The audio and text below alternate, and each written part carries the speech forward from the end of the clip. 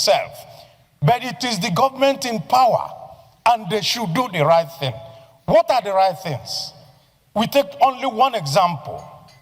The governor of Kebbi said that somebody ordered troops out and people were kidnapped. Till today, nobody in Nigeria knows what happened, and no question has been asked. And we are sitting down here as a parliament, and we turn and we talk. Yet, somebody is responsible. If I'm the commander-in-chief, I will call the army commander in that place and the head of the army and say, if you don't get me the head of this person, who withdrew the troops to put all these children in jeopardy? Then you make an example of him. That is how a country is run. A country is not run on pacification. A country is run on confronting issues. I rest my case. Senator Enyinnaya Abaribe. Well, for more on this, I'm joined now in the studio by the man whose rather feisty comments you heard there, Senator Abaribe, who's a member of one of the opposition parties in the National Assembly, the All Progressives Grand Alliance, or APGA. Thank you very much indeed for coming in. It's my pleasure to be here. Now, needless to say, that was a feisty delivery by you on the floor of the Senate. Obviously, this issue of the withdrawal of troops from the school in Kebbi State, 45 minutes before the kidnappers struck, is a smouldering issue. Did you do that angry performance deliberately? Did you want people to hear the sort of frustration the whole thing was generating for you, or was it spontaneous? I think it was, let me just say it was spontaneous, and I was just angry. I mean, what you would call righteous anger. The reason is that this was not the first time we've been hearing that there has been some type of collusion between the security people and what happens.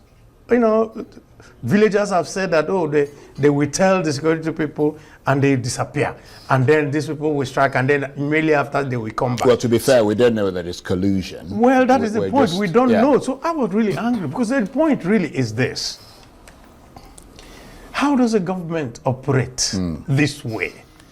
This sense that, okay, let's try pacification, what they euphemistically call non-kinetic. It's nothing but paying someone just to enable him to come back tomorrow and do even worse things. So my anger stemmed from the fact that this is the Nigerian army that had actually imposed peace in areas where there were all these guerrillas and all that in West Africa. And we are part of, at any point that Nigeria is part of any international contingent, they always come first. And the history is there. And I just cannot, or I couldn't, reconcile the fact that a Nigerian army is now being portrayed as being, and you know, I think about a week or so before then, there was this story of a major general, a brigadier general that was killed, Uba. And so terrible. It makes us seem helpless, you know, and I felt that from the way the debates were going among us, maybe the import of what actually we are confronting was not properly assimilated by my colleagues. So, well, I think that maybe now that we have seen steps being taken by the government and all that, and every other person speaking up. I have to say that that reaction that you had in the National Assembly, I mean, it touched a lot of people, including the President of the Senate. Of course. Who said he was associating himself with the comments that you made. You know why I've said that? There is something that has kind of developed within our polity now. Whenever you give any sincere advice, a sincere criticism, you say, oh, maybe this was a better way. Oh, you're seen as an enemy. Indeed. You want to pull down this government. Absolutely. And so that now and makes... that is very wrong. It's very, very wrong. That's not a democracy. It makes a lot of people who have things to offer now shrink back because they're not so sure that they will not be misunderstood in this way. And I think that... That's a very good point. That those people who do all this, trying to impress Mr. President, are not doing him a favor. Because for a government to succeed, it will not only be the yes men that will make them succeed. A government succeeds because you now take on board, from all kinds everybody. Of people. And I just give one simple example. During the time of President Obasanjo, he hired someone as one of his special assistants. Name is Dr. Stanley Makebu. He was hired as a contrarian.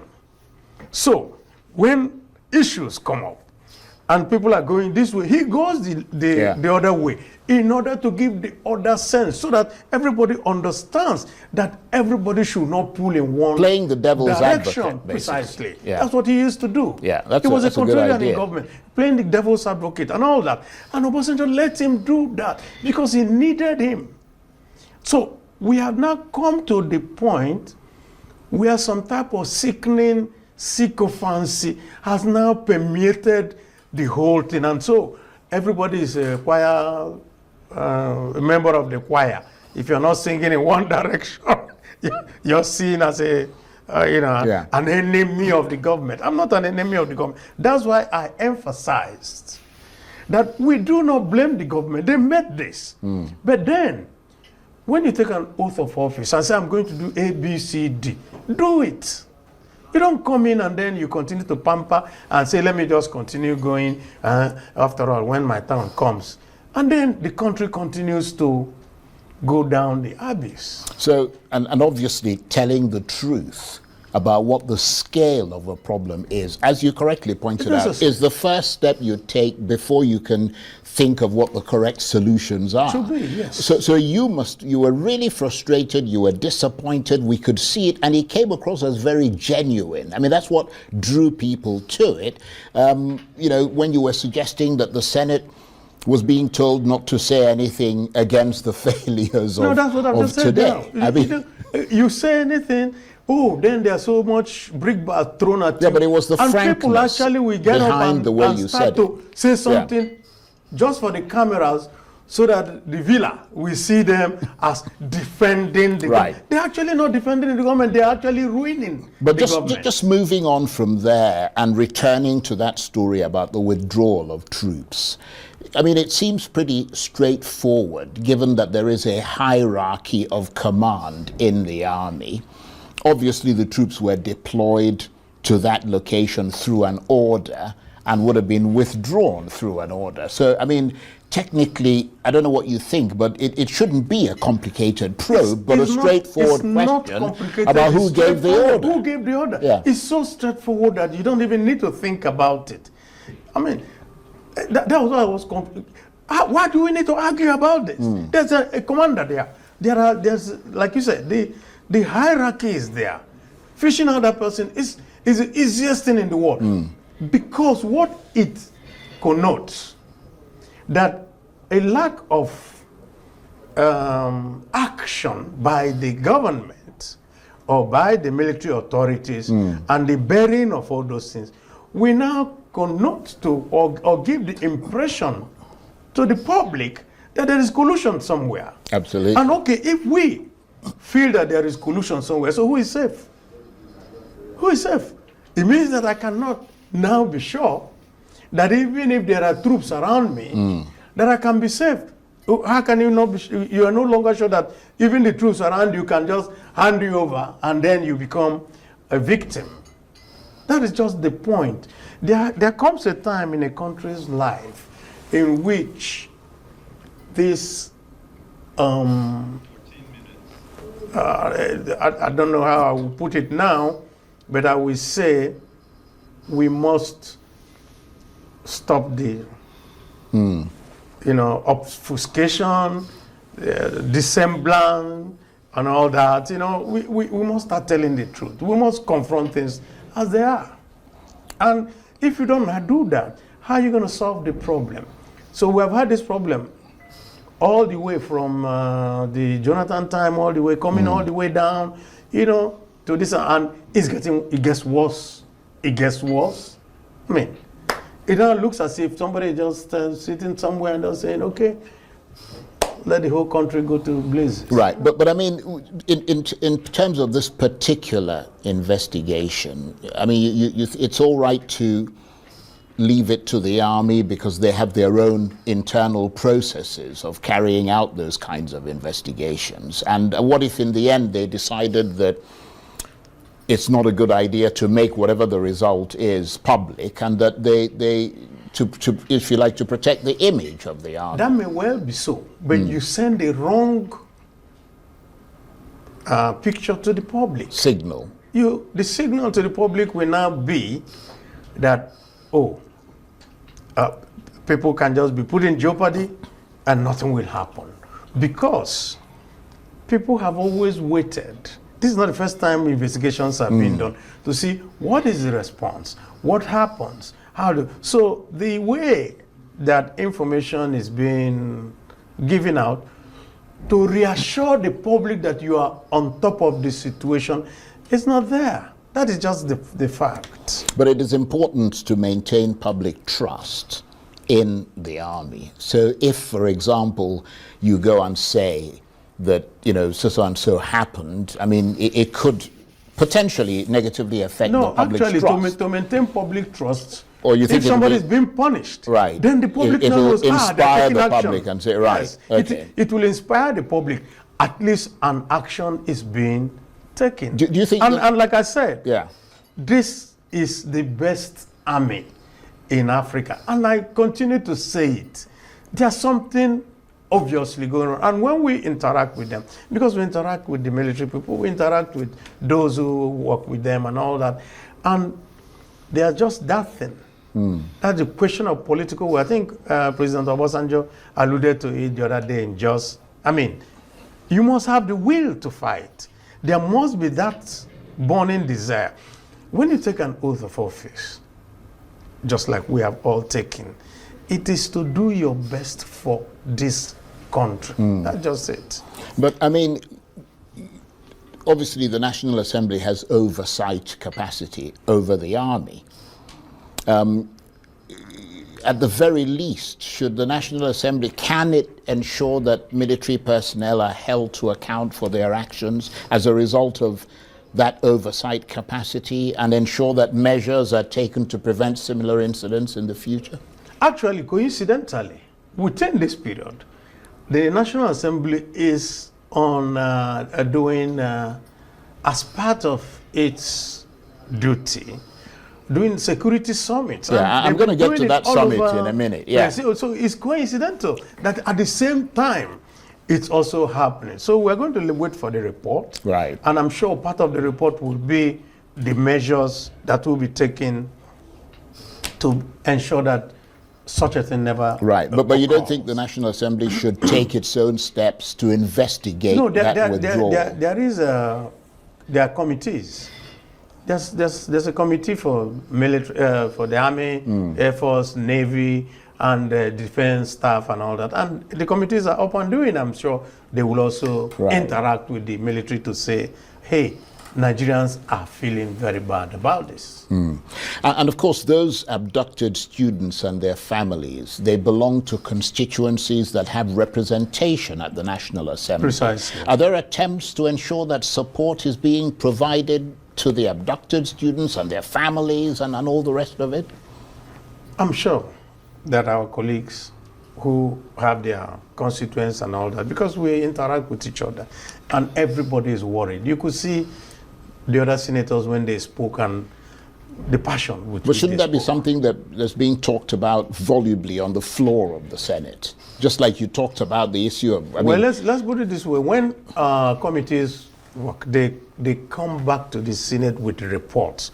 So maybe in the next 1 week, 2 weeks, we'll see their reports, and that will give us an insight into their interactions with these agencies. But I mean, given your experience as a senior member of the National Assembly, a senator who's been there for quite some time, do you think that given all that's going on at the moment, the abductions, the terror attacks, the Trump threat, the declaration of a security emergency, discussions around state police, the security summit you're talking about, you know, not just here but in various parts of the country, do you think all that has heightened that long overdue conversation about insecurity? Of course. And more than ever, the chance of a lasting solution is greater now than since this government came to power 2.5 years ago? Or is there a sense that there's a lot of flailing about, basically? Well, let's just put it this way. I think that there's movement. There's greater urgency. Now there's an urgency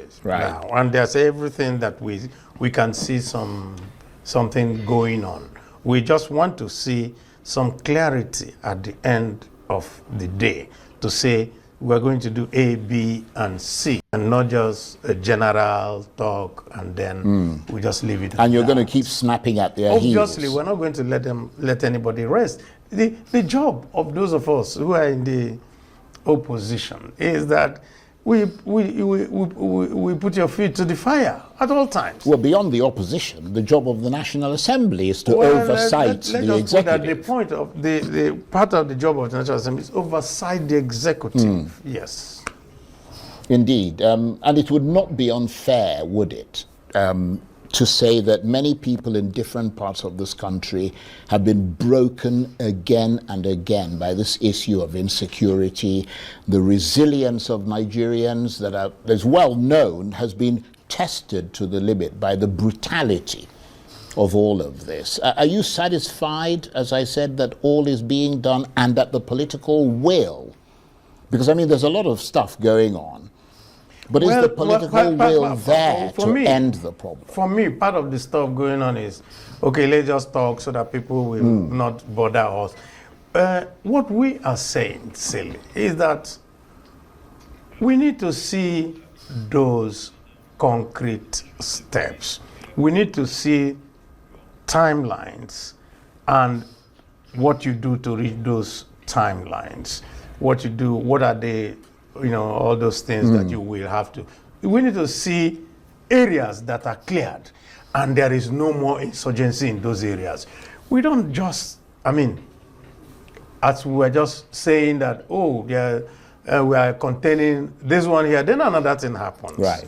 I mean, as they were talking about, oh, these people in KB being released, then there's another one that happened in Niger. No, hardly has we, you know, gotten to grips with 200 and something students in Niger State. Oh, there's something else happening in Kano and all that. So there's a sense. And of course, what do we get from government spokesmen? Oh, they want to bring down our government, this and that. Look, I do not think that the blame game, which is why I was really angry that day, is what we solve the problem. What do we solve the problem really? Is that, okay, so somebody wants to bring down your government, so you remove that prop from him. And the way to remove that prop is that you solve the problem. Indeed. But let me ask you this, because another issue, I don't know how much that affects you, is this issue of the removal of police from VIPs. I mean, you are clearly a VIP. I mean, how does that affect you? You know, these cosmetic things. Of course, I don't use police. You mean you never have? Well, we were all offered. I didn't use. The but reason is that being withdrawn from you now? The reason that nothing is being withdrawn from me, because you have to have it first. But that's not really the point. How do you secure a community? That is the real but issue. if you've got a lack of boots on the ground and you have over 11,000 police officers doing jobs where they could be deployed somewhere else, I mean, that's a significant thing, isn't it? Well, to take them and redeploy them. Maybe you can ask the police authorities who feel that withdrawing them will make people safer. How does that make people safer? No. What we're saying is that they're taking them to the areas where there's greater threat. Well, okay, of so insecurity. someone has not been in combat situation for years. Well, that's why they said they give you crash that training. means you have to give the person fresh training. You Yeah. have to let him know how to do this thing. So you have to reorient. I mean, Yeah, but you have that to doesn't do take something. time. I mean, we're in a crisis situation, and there's got to be short, medium term, long term. I mean, well, we're looking and we're waiting for the results of these Right. actions. now, the Senate, I think you mentioned that earlier, was supposed to open its security summit today. Tell us what it's aiming to achieve in terms of impact. Is it a summit that'll deliver something tangible, or a sort of hyped up talking shop? No, it's not Because I mean, hyped up. you've No, complained about we talking shops. precisely. I mean, But for the Senate, it was also because of the incessant cries about insecurity that the Senate, after doing it and reviewing it, we also agreed that maybe we shouldn't just leave it in the hands of the military to tell us, oh, we're doing A, B, and C. Can we engage with both the community, the government, the military, the police, and the other allied agencies in the different geopolitical zones? Because maybe what is affecting a geopolitical zone may not be the same thing in another one, so that we can have a comprehensive view and also bring it back to government. Because whatever you do in the legislature, no matter what you do, by the time the reports come out, you have to put it to the head of the government to say, we suggest that A, B, and C are done. And then we also wanted to ask questions. I mean, trillions here going here, trillions going there. Our job also is to say, have you put these funds to the best use for the interest of the country? And that is why that Security Summit was initiated and is currently being done by the Senate. Senator, I want to thank you very much indeed. My It's pleasure. really been good having you here. And Senator Enyinnaya Abaribe is a member